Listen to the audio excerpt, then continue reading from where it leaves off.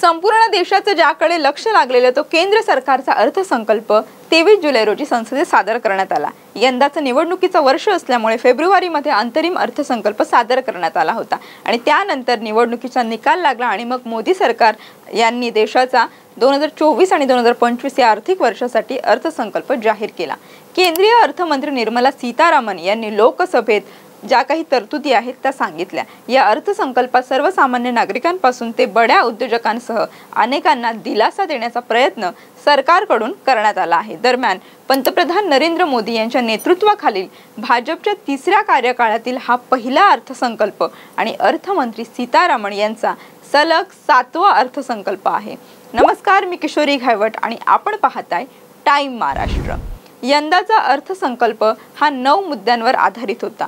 कृषी क्षेत्रातील उत्पादकता, रोजगार आणि कौशल्य, सर्वसमावेशक मानव संसाधन विकास आणि सामाजिक न्याय, तसेच उत्पादन आणि सेवा, शहरी विकासाला चालना देणं, ऊर्जा सुरक्षा, पायाभूत सुविधा, नवकल्पना, संशोधन आणि विकास तसेच पुढच्या पिढीतील सुधारणा या गोष्टींचा त्यात समावेश होता। यावेळी नोकरदार वर्गासाठी मोठ्या घोषणा करण्यात आल्या।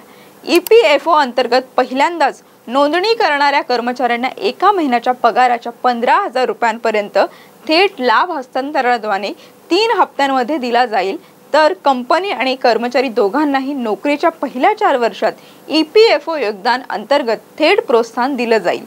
अतिरिक्त कर्मचाऱ्यांच्या मासिक योगदानाची 2 वर्षांसाठी 3,000 रुपयांपर्यंत परतफेड केली जाईल असं सांगण्यात आलंय। तसंच यावेळी पंतप्रधान मुद्रा योजनेसंदर्भात मोठी घोषणा अर्थसंकल्पात करण्यात आली।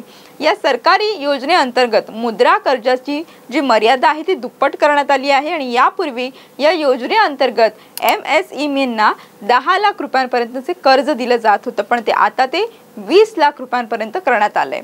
बिहारमधील रस्ते प्रकल्पांसाठी 26,000 कोटी रुपयांचं पॅकेज जाहीर करण्यात आलं आहे। तसेच बिहारमध्ये 21,000 कोटी रुपयांच्या पॉवर प्लांटची सुद्धा घोषणा करण्यात आली आहे। याशिवाय बिहारला आर्थिक मदत सुद्धा मिळणार आहे आणि तसेच आंध्र प्रदेशला सुमारे 15,000 कोटी रुपयांचे पॅकेज मिळणार आहे। मोफत रेशनची व्यवस्था 5 वर्ष सुरू राहणार आहे। यावर्षी कृषी आणि संलग्न क्षेत्रासाठी 1.52 लाख कोटी रुपयांची तरतूद करण्यात आली आहे। रोजगारासाठी सरकार 3 मोठ्या योजनांवर काम करणार आहे। बिहारमध्ये 3 एक्सप्रेसवेची घोषणा करण्यात आली आहे। बोधगया वैशाली द्रुतगती मार्ग बांधला जाणार आहे असंही तिथे सांगण्यात आलं। तसेच बिहारमध्ये एक्सप्रेसवेसाठी 26,000 कोटींची तरतूद करण्यात आली आहे। विद्यार्थ्यांना 7.5 लाख रुपयांचे स्किल मॉडेल कर्ज, पहिल्यांदाच कर्मचाऱ्यांना अतिरिक्त PF, नोकऱ्यांमध्ये महिलांना प्राधान्य देण्यात येणार आहे। तर अशा प्रकारे आज 23 जुलै रोजी देशाचा अर्थसंकल्प सादर करण्यात आला।